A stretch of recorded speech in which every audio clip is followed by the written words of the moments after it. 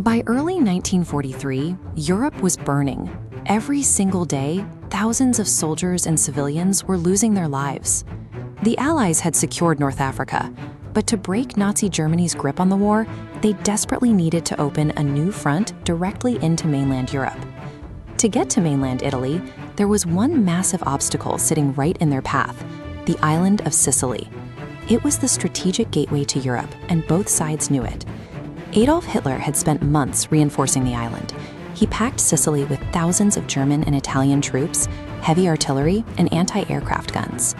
Allied commanders knew that a direct assault on those fortified beaches would guarantee a catastrophic loss of life. This map shows the geographical problem.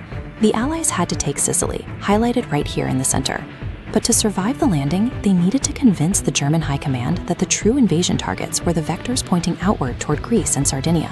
The challenge of selling that lie fell to British naval intelligence.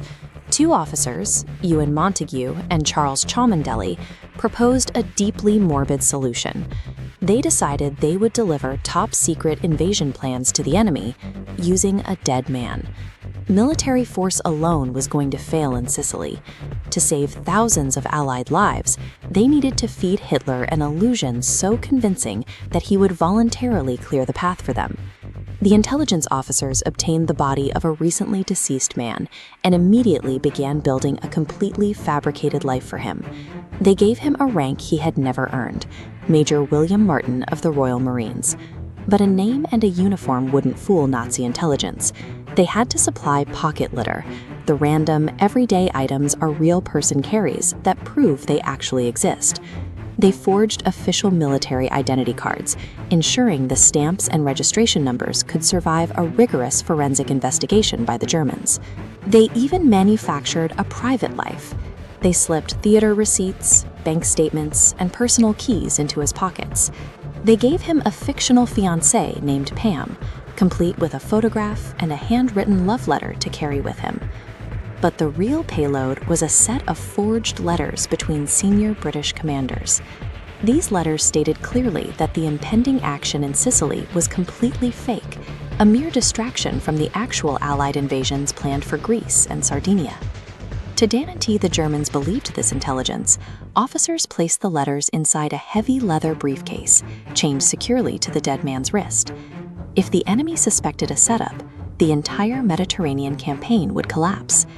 Everything rested on making a carefully constructed lie appear completely undeniable. On April 30th, 1943, the British submarine HMS Seraph crept close to the southern coast of neutral Spain. Before dawn, the crew opened the hatch and gently released the body of Major Martin into the dark water. Spain was technically neutral, but British intelligence chose this exact coastline because local officials there maintained heavy, quiet contacts with German spies. Hours later, a local fisherman spotted the body floating near the shore.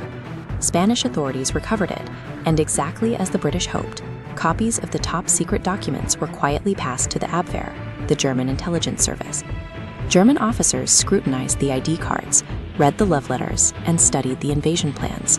They believed every word.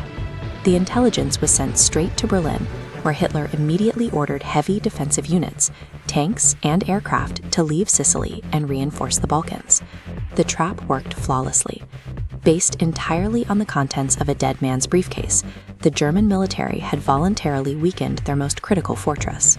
In July 1943, Operation Husky began. More than 160,000 Allied soldiers hit the beaches of Sicily.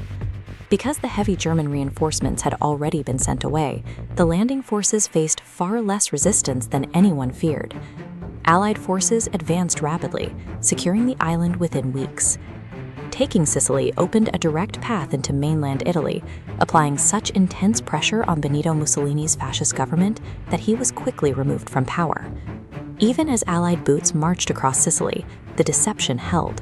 Hitler remained cautious, keeping his troops positioned elsewhere because he still believed the larger attack on Greece was imminent.